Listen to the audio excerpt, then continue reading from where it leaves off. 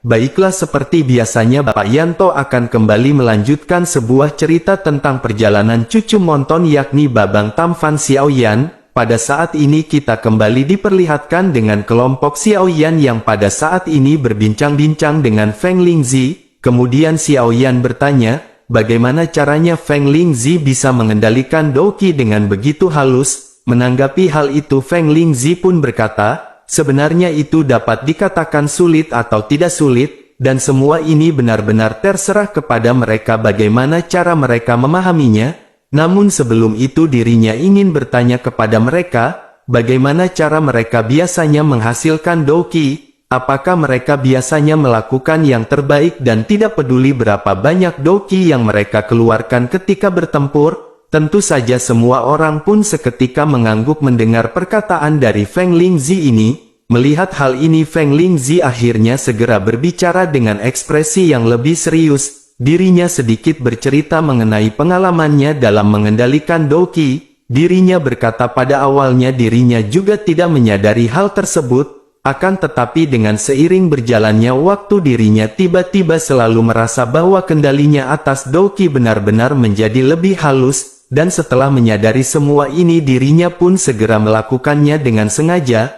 lalu barulah kemudian dirinya mendapatkan apa yang mereka lihat sebelumnya. Tentu mereka harus mulai belajar dengan pengendalian Douqi baik itu sedikit maupun banyak.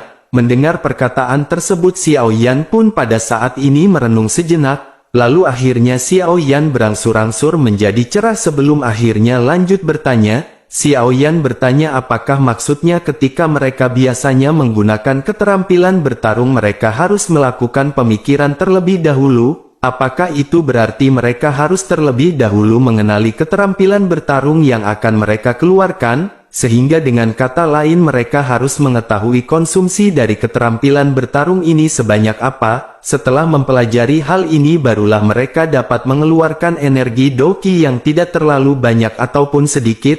Mendengar perkataan Xiaoyan ini Feng Lingzi pun bertepuk tangan dan memuji Xiaoyan. Dirinya pun lanjut berkata bahwa mereka semua tahu persis berapa banyak Douqi yang akan mereka keluarkan di setiap keterampilan bertarung. Masing-masing orang tentu menyadari seberapa kuat keterampilan bertarung yang akan mereka keluarkan, dan jika keterampilan bertarungnya semakin kuat maka mereka membutuhkan banyak Douqi. Lalu sebaliknya jika keterampilan bertarung lebih rendah maka mereka membutuhkan lebih sedikit Douqi. Dan bukankah semua ini benar-benar sederhana? Mendengar semua ini semua orang pun seketika mengangguk dengan penuh pengertian. Sementara itu King Mu'er segera berterima kasih karena telah memberi banyak manfaat bagi mereka. Feng Lingzi pun melambaikan tangannya dan berkata bahwa Yang Mulia tidak perlu mengucapkan terima kasih kepada dirinya. Tubuh yang sekarat ini masih bisa membantu Yang Mulia dan menantu klan iblis, maka sungguh hal ini adalah sebuah kehormatan dan kenyamanan bagi dirinya. Menanggapi hal itu King Mu'er pun tersenyum sebelum akhirnya melihat ke arah Qiu-Qiu di pangkuan Feng Lingzi. Pada akhirnya King Mu'er pun segera berkata karena Qiu-Qiu adalah monster sebelum bencana kuno, mengapa pada saat ini dirinya masih bisa hidup? Selain itu apakah kekuatannya hanya ada pada tahap bintang 2 Dodi? Selain itu pemikiran dari Qiu-Qiu ini seperti monster yang baru saja lahir. Mendengar hal itu Feng Lingzi pun pada akhirnya tidak bisa menahan nafas dan mulai menjelaskan. Feng Lingzi berkata seperti apa yang dirinya harapkan pada saat itu, karena di balik malapetaka kuno ini ada sebuah rahasia yang tidak diketahui. Semua orang pun sedikit terkejut mendengar ada sebuah rahasia di balik malapetaka kuno. Melihat semua orang yang menunggu penjelasan selanjutnya Feng Lingzi pun terdiam lama dengan mata yang rumit. Kemudian Feng Lingzi pun tersenyum kecut dan berkata, ketika dirinya mendapatkan kabar bahwa hampir semua Dodi bintang 9 telah terbunuh, maka dirinya berpikir bahwa semua itu benar-benar tidak dapat dipercaya pada saat itu. Akan tetapi pada saat ini dirinya benar-benar mengerti pada tragedi saat itu ada tangan yang begitu besar yang ikut campur. Bagaimanapun tidak akan mungkin bagi kekuatan super biasa melakukannya. Semua orang pun seketika kembali terkejut untuk sementara waktu. Mereka bertanya-tanya siapakah yang bisa membunuh semua Dodi bintang 9. Lalu kelompok Xiaoyan pun pada akhirnya segera bertanya apakah itu. Feng Lingzi pun menggelengkan kepalanya dengan ringan seolah-olah dirinya pada saat ini merasa khawatir, kemudian dirinya pun menghela nafas dan berkata bahwa dirinya juga tidak mengetahuinya dengan pasti, namun yang dirinya ketahui sekarang sungguh sangat merepotkan bagi dirinya untuk memberitahu mereka tentang keterlibatan hebat tersebut. Mungkin pada saat ini hal yang baik bagi mereka untuk tidak mengetahui apa-apa. Feng Lingzi pada saat ini seolah-olah tidak ingin mengatakan terlalu banyak tentang permasalahan ini, lalu dirinya pada akhirnya segera menundukkan kepalanya dan menyentuh Qiu. Setelah itu dirinya mengangkat kepalanya dan tersenyum kepada semua orang. Feng Lingzi lanjut berkata bahwa mereka semua menyebutnya dengan sebutan Qiu. Sebenarnya itu bukanlah nama yang sangat bagus, tetapi biarlah itu disebut Qiu. Apalagi Qiu telah memilih untuk mengikuti Xiao Yan dan Yang Mulia, dan dirinya benar-benar sangat senang ketika dirinya bertemu dengan Qiu. Pada saat itu dirinya benar-benar masih anak kecil, saat itu dirinya baru saja menembus ke bintang 5 Dodi, meskipun pada saat itu Qiu kecil, namun dirinya lebih kuat jika dibandingkan dengan Feng Lingzi. Pada saat itu Qiu memiliki kekuatan di tahap menengah bintang kelima, dan sejak saat itu mereka memutuskan untuk bergantung satu sama lain seumur hidup. Lalu setelah melewati kesulitan hidup dan mati yang tidak terhitung jumlahnya selama bertahun-tahun, akhirnya hubungan di antara mereka menjadi semakin kuat hingga akhirnya dirinya mencapai ke tahap tengah bintang 9. Bersamaan dengan itu Qiu juga telah tumbuh menjadi dewasa. Pada saat itu Qiu juga memiliki kekuatan di puncak bintang ke-8 Dodi. Tentu saja semua orang pada saat ini benar-benar tidak bisa menahan keterkejutan setelah mendengar penjelasan ini. Mereka benar-benar tidak menyangka bahwa Qiu benar-benar sangat kuat pada saat itu. Melihat semua orang terkejut, Feng Lingzi pun tersenyum tipis dan melanjutkan. Feng Lingzi berkata bahwa dirinya berpikir dirinya bisa bersama dengan Qiu selamanya, akan tetapi dirinya tidak menyangka akan ada mana yang akan terjadi. Karena dalam malapetaka tersebut bahkan seorang Dou di bintang 9 pun tidak bisa terhindar, terlebih lagi dengan Qiu yang hanya berada di puncak bintang ke-8, maka setelah pertempuran yang pertama Feng Lingzi benar-benar terluka parah hingga hampir mati, lalu bersamaan dengan itu, Qiu juga pada saat itu benar-benar terluka parah, bahkan dirinya mencoba yang terbaik untuk melarikan diri dan tiba di sini. Tentu dirinya menyadari pada saat itu hanya tinggal menghitung waktu hingga akhirnya kematian menjemputnya.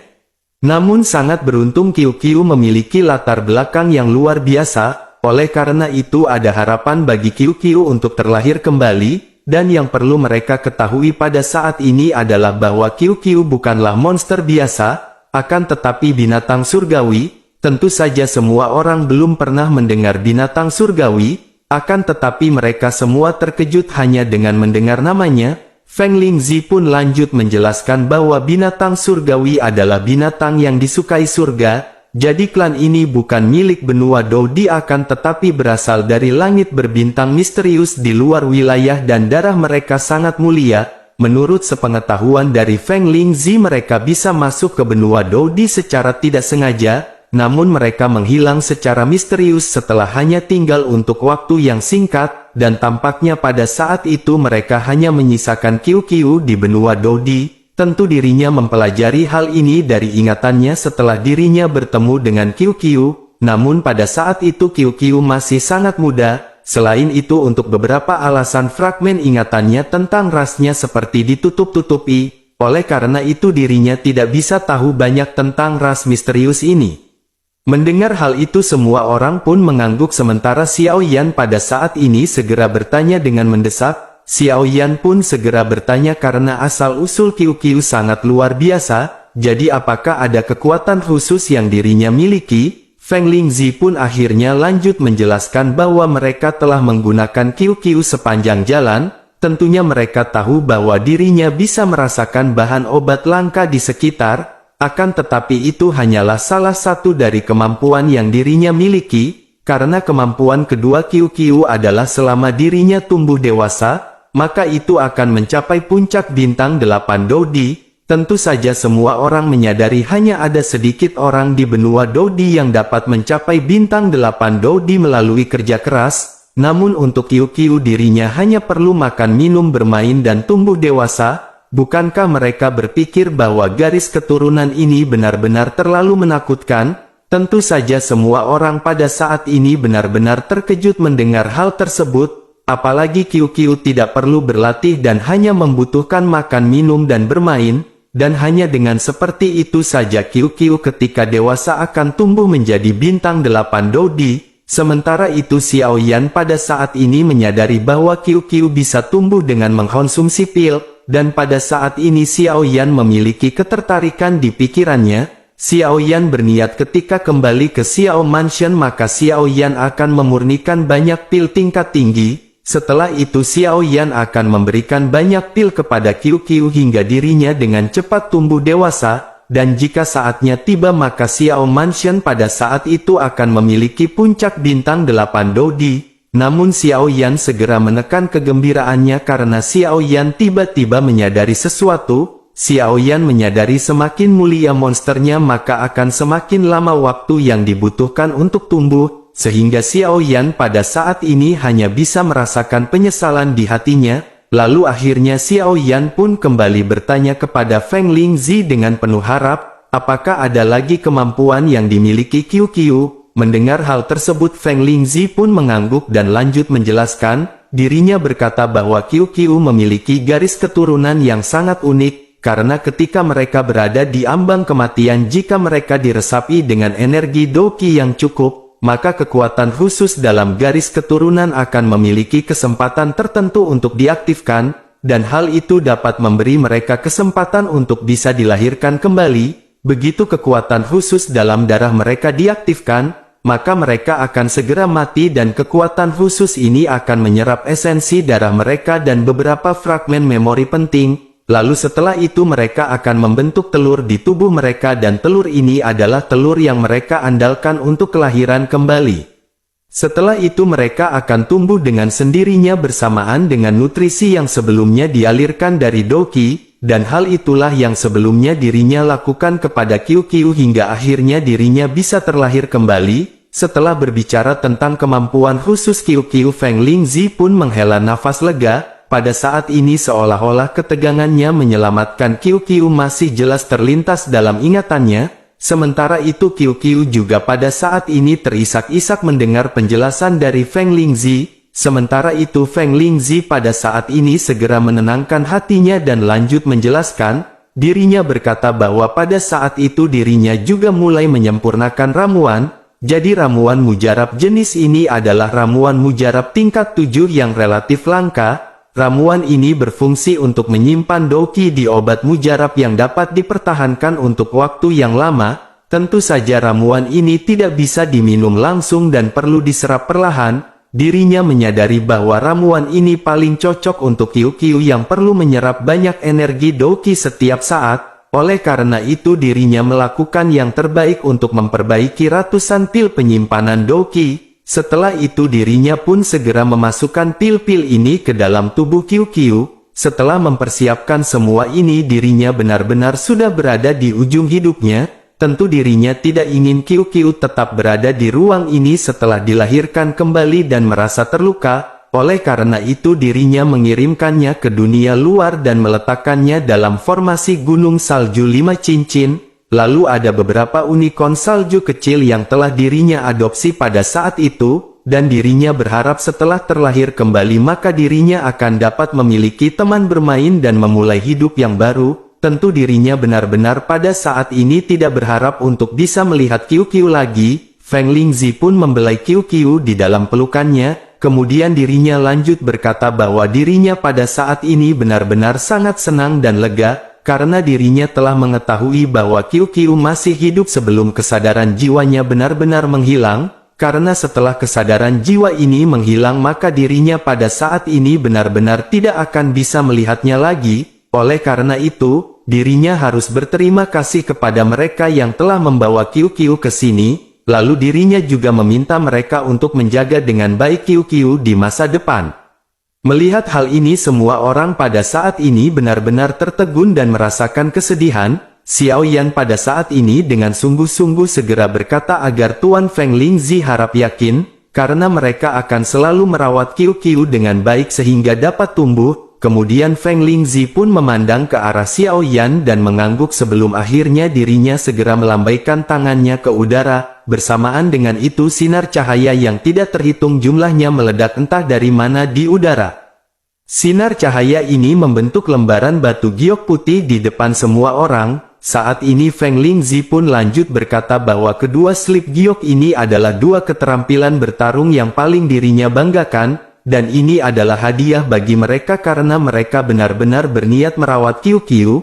Melihat semua orang pada saat ini seperti akan menolak, Feng Lingzi pun terlihat marah. Lalu dirinya segera melambaikan tangannya dan berkata agar mereka semua jangan menolak, karena tidak peduli betapa berharganya barang itu, namun itu tidak akan ada artinya lagi bagi Feng Lingzi. Akan tetapi benda ini masih akan dapat meningkatkan kekuatan mereka dan juga dapat berkontribusi lebih banyak untuk pertumbuhan Qiu. Feng Lingzi pun lanjut menunjuk ke slip batu giok di sebelah kiri dan mulai lanjut menjelaskan. Dirinya berkata bahwa ini adalah salah satunya dan ini adalah teknik gerakan yang disebut langkah Feng Shen. Keterampilan ini merupakan tingkat penengah dari tingkat Di. Dan itu adalah teknik gerakan yang dirinya gunakan ketika dirinya bertarung dengan mereka sebelumnya.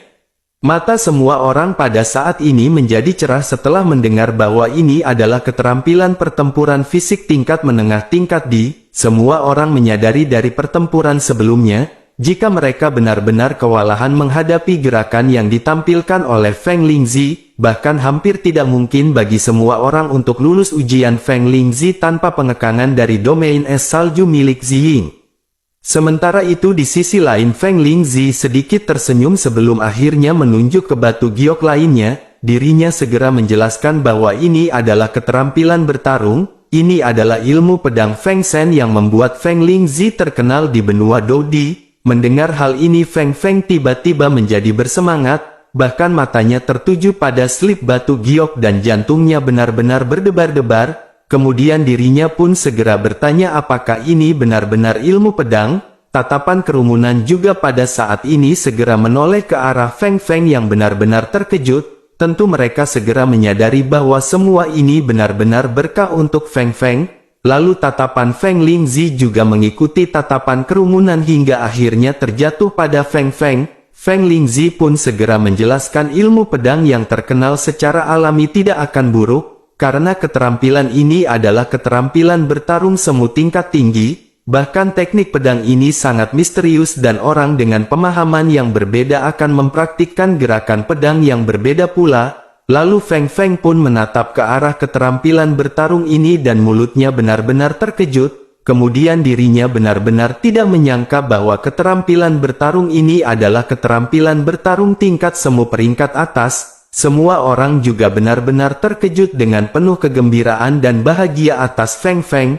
Tetapi tidak lama kebahagiaan itu segera memudar setelah mereka melihat Qiu yang terlihat sangat sedih. Pada saat ini Qiu benar-benar memeluk Feng Lingzi dengan erat seolah-olah tidak ingin berpisah. Sementara itu Feng Lingzi pada saat ini menutup matanya untuk waktu yang lama. Lalu setelah itu ekspresinya menjadi semakin tegas dan dirinya segera berkata kepada King Mu'er dan Xiao Yan. Dirinya berkata bahwa pada saat ini kesadaran spiritualnya akan memudar. Lalu ruang di sini bisa bertahan sebentar dan mereka bisa beristirahat terlebih dahulu, dan pada saatnya tiba ketika ruang runtuh maka mereka akan segera diteleportasi ke Gunung Lima Cincin.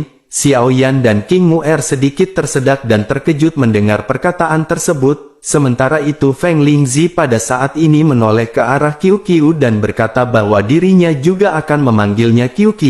Lalu dengan penuh perasaan sedih dirinya lanjut menyampaikan perpisahan kepada Qiu. Mereka akan kembali berjumpa di kehidupan selanjutnya. Setelah itu dirinya menoleh ke arah kelompok Xiao Yan dan mengucapkan terima kasih. Dan bersamaan dengan itu sosok Feng Lingzi pun menjadi semakin ilusi. Kemudian dirinya secara bertahap benar-benar berubah menjadi kehampaan dalam perpisahan diam-diam dari kerumunan. Sementara itu Qiu berbaring menangis di tempat Feng Lingzi menghilang, lalu King Mu'er juga pada saat ini segera memeluk Qiu yang dipenuhi dengan kesedihan. Kemudian suasana kerumunan pada saat ini agak berat dan mereka terdiam sesaat. dan akhirnya setelah Qiu tenang mereka pun mengalihkan pandangan mereka ke dua batu giok di udara. Setelah itu kelompok Xiao Yan segera menatap ke arah Feng Feng. Menyadari hal ini Feng Feng pun menggelengkan kepalanya dengan ringan dan mulai berbicara. Feng Feng berkata bahwa dirinya benar-benar membutuhkan skill pedang, tetapi dirinya tidak banyak menggunakan skill pertarungan tubuh. Dirinya memiliki tingkat kecocokan yang tinggi dengan angin dan mampu berbaur dengan angin, sehingga dengan begitu berarti Feng Feng memiliki keterampilan tempur fisik berbaur dengan angin. Oleh karena itu teknik langkah Feng Shen ini akan sia-sia bagi Feng Feng.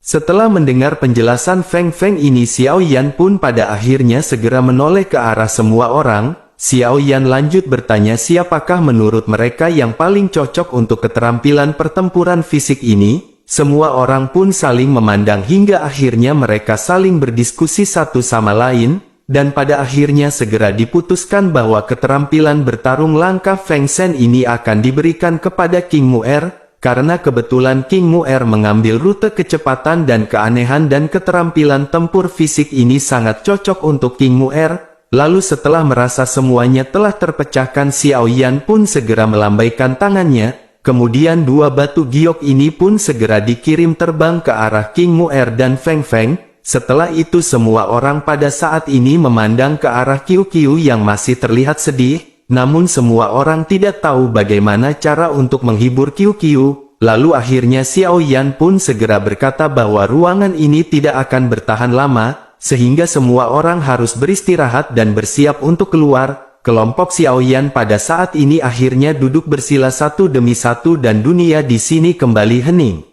Sementara itu di luar gua, tepatnya di Gunung Qilin di jalan lingkar kelima, terdengar suara menembus langit di atas gunung yang tertutup salju yang seharusnya sunyi. Setelah beberapa pasang surut terlihat 16 sosok sudah berdiri di udara di atas gunung salju. Saat ini semua orang mengenakan jubah putih dengan sulaman kuali kecil yang terbakar di dada mereka. Tentu saja orang-orang ini berasal dari Pil Palace. Kemudian ada seorang Dodi yang merupakan pemimpin yang bernama Lan yang segera memerintahkan kepada semua orang. Dirinya berkata seharusnya mereka di daerah pegunungan ini dan mereka harus segera mencari dengan hati-hati. Akhirnya semua orang pun mengangguk dan dirinya segera memimpin yang lainnya untuk segera melesat pergi. Lalu tidak lama setelah itu mereka pun berhenti setelah menyadari ada jejak pertempuran. Mereka pun melihat sekeliling sebelum akhirnya menemukan keberadaan gua yang berada di bawah. Lan yang pun memerintahkan dua anak hanya untuk memeriksa gua tersebut. Lalu keduanya pun segera masuk dan tidak lama mereka segera kembali. Mereka melaporkan bahwa ada tirai cahaya tipis di kedalaman gua, akan tetapi mereka tidak bisa memasukinya,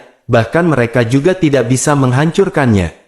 Mendengar laporan ini Lan yang pun mengerutkan kening dan merenung sejenak. Lalu dirinya pun segera berkata tampaknya itu adalah portal untuk memasuki dimensi lain. Selain itu dirinya juga pernah mendengar informasi bahwa adanya reruntuhan kuno di sekitar sini. Tampaknya kelompok Xiao Yan yang telah berhasil memasuki reruntuhan kuno tersebut. Tentu saja mereka hanya harus menunggu di sini hingga Xiao Yan keluar dan mereka akan mendapatkan keuntungan 2 kali lipat. Mendengar hal itu semua orang benar-benar bersemangat. Lalu akhirnya mereka memutuskan menunggu kelompok Xiao Yan tidak jauh dari mulut gua. Sementara itu pada saat yang bersamaan beberapa sosok juga muncul di pinggiran gunung salju. Kekuatan mereka berada di sekitar bintang 3 dan mereka sangat berhati-hati dalam bertindak. Jadi beberapa orang ini adalah personil intelijen di bawah naungan Jin Wuchen. Mereka pada saat ini bertugas untuk mengawasi kegiatan dari Pil Palace. Selain itu mereka juga harus menginformasikan bahwa ada banyak orang dari Pil Palace yang akan menyerang Xiao Yan. Rupanya kelompok mata-mata dari Jin Wuchen menyadari sebelumnya pergerakan dari Xiao Yan telah diketahui oleh seorang anggota dari Pil Palace. Kemudian sosok pria yang meminum teh di ketinggian rumah makan sebelumnya ternyata adalah anggota dari Pil Palace. Dan anggota ini pun segera memberikan informasi yang dirinya ketahui tentang kepergian Xiao Yan. Pada akhirnya setelah diputuskan mereka mengirim 2 orang Do di bintang 7 dengan kekuatan spiritual yang kuat. Mereka memimpin 4 orang tahap puncak bintang ke-6 dan 10 orang tahap menengah bintang 6 Dodi. Pil Palace berpikir dengan barisan seperti itu maka Xiao Yan benar-benar akan mati. Setelah merumuskan semua ini tertua dari Pil Palace pun telah memberitahu semua ini kepada Huo Li. Huo Li pun seketika terkejut mengetahui berita ini, lalu dirinya pun mencoba yang terbaik untuk bisa menghubungi Zenni sesegera mungkin.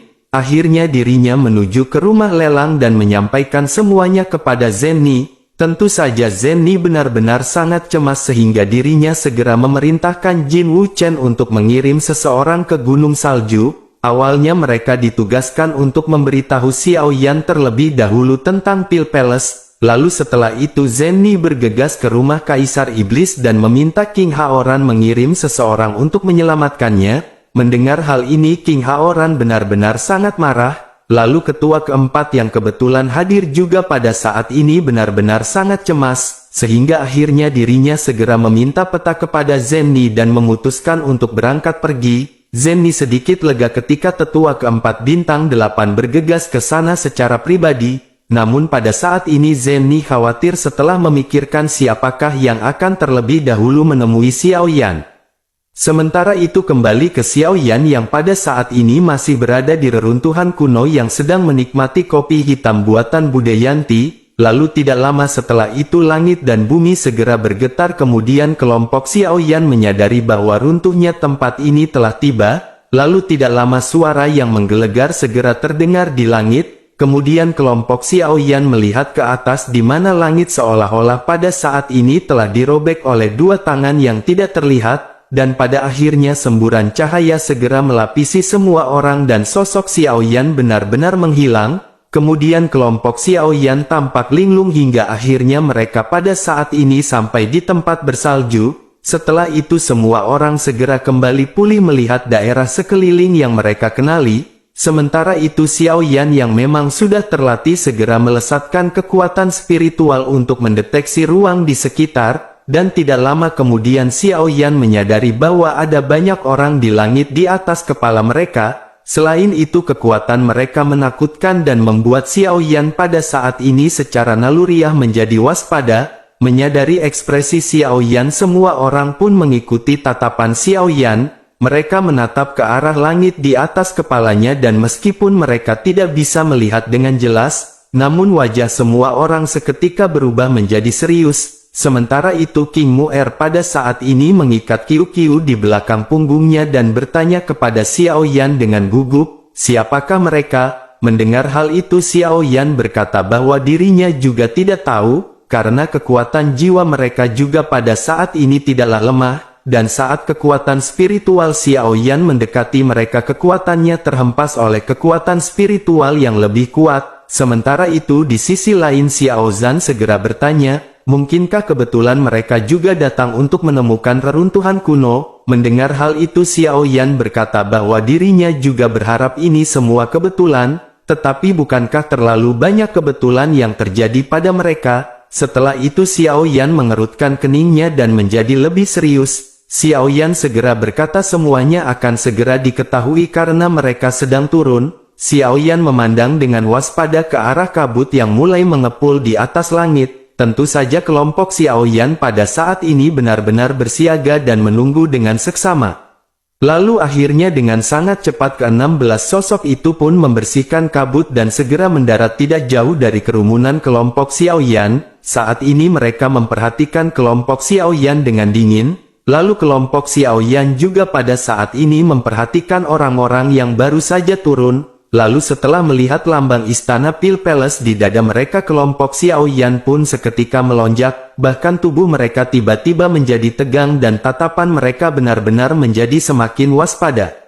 Sementara itu di sisi lain Lan yang segera bertanya kepada kelompok Xiao Yan, dirinya menunjuk ke arah Xiao Yan yang berjubah hitam dan bertanya apakah ini adalah Xiao Yan. 15 orang anggota yang berada di belakang Lan yang juga pada saat ini segera mencibir di wajah mereka. Mereka melontarkan ledekan bahwa Xiao Yan pada saat ini benar-benar akan mati. Sementara itu di sisi lain Xiao Yan pada saat ini benar-benar tidak berbicara. Xiao Yan menyadari kekuatan kedua belah pihak tidak ada bandingannya, sehingga Xiao Yan khawatir pertempuran berikutnya benar-benar akan sangat sulit. bahkan ada kemungkinan besar seluruh pasukan dari Xiao Yan benar-benar akan musnah. Lalu Xiao Yan dan Zi Ying mungkin dapat melarikan diri dengan keterampilan tubuh mereka yang sangat cepat, akan tetapi kelompok Xiao Yan yang lain benar-benar tidak akan bisa diselamatkan. Kemudian Xiao Yan segera memikirkan tindakan balasan di dalam hatinya dan solusi menghadapi semua ini. Lalu Xiao Yan dan Lan yang pada saat ini benar-benar saling memandang dengan berat hati. Sementara itu di sisi lain melihat Xiao Yan yang tidak membuka mulutnya, Lan yang pun mengangkat alisnya dan mencibir ke arah Xiao Yan. Dirinya segera bertanya, mengapa pria berjubah hitam tidak berani mengakuinya? Apakah pria berjubah hitam ini benar-benar takut? Apakah pria berjubah hitam berpikir mereka tidak tahu bahwa itu adalah Xiao Yan? Bahkan meskipun dirinya tidak mengakuinya, maka mereka tetap akan membantai kelompok Xiao Yan. Dan alasan mengapa Lan yang pada saat ini begitu sinis dan sarkastik dan tidak langsung menyerang kelompok Xiao Yan adalah karena dirinya tiba-tiba sedikit tidak yakin apakah pemuda berjubah hitam ini adalah Xiao Yan. Walaupun dirinya telah melihat gambaran wajah Xiao Yan sebelum datang ke sini, oleh karena itu dirinya mengenali pria berbaju hitam sekilas sebagai Xiao Yan. Akan tetapi ketika dirinya merasakan fluktuasi doqi dari orang ini, dirinya benar-benar menjadi sedikit curiga dan bertanya-tanya, apakah ini adalah Xiao Yan? Karena berdasarkan informasi sebelumnya dirinya telah diberitahu bahwa Xiao Yan telah menerobos ke bintang 5 Dodi. Namun mengapa pada saat ini fluktuasi doqi pemuda berjubah hitam berada di tahap bintang 6, terlebih lagi pada saat ini tingkatannya berada di bintang 6 tahap menengah, sehingga dirinya pun bertanya-tanya di dalam hatinya, apakah orang ini adalah orang lain yang terlihat sangat mirip dengan Xiao Yan? Oleh karena itu pada saat ini dirinya harus memastikan apakah ini adalah sosok Xiao Yan atau bukan. Sementara itu wakil pemimpin dari operasi ini pada saat ini segera berbicara kepada Lan Yang. Dirinya berkata mengapa pada saat ini mereka tidak langsung membantainya. Meskipun orang tersebut tidak mengakui bahwa dirinya adalah Xiao Yan, tetapi mereka pada saat ini memiliki harta yang sangat bagus. Selain itu ada dua wanita cantik di sana dan mereka bisa bersenang-senang. Lalu setelah membunuh semuanya maka mereka akan segera mendapatkan harta karun yang telah mereka dapatkan dari reruntuhan kuno. Mendengar perkataan ini Xiao Zhan benar-benar tidak bisa tahan lagi, kemudian dirinya segera maju selangkah dengan wajah pucat menunjuk ke arah kerumunan dari Pil Palace. Saat ini Xiao Zhan bertanya apa yang pada saat ini mereka bicarakan, lakukan saja apa yang ingin mereka lakukan kepada kelompok Xiao Yan jika mereka memiliki kemampuan, atau mungkin pada saat ini mereka hanya tahu caranya menggonggong seperti anjing yang hobinya melolong di warung Budayanti.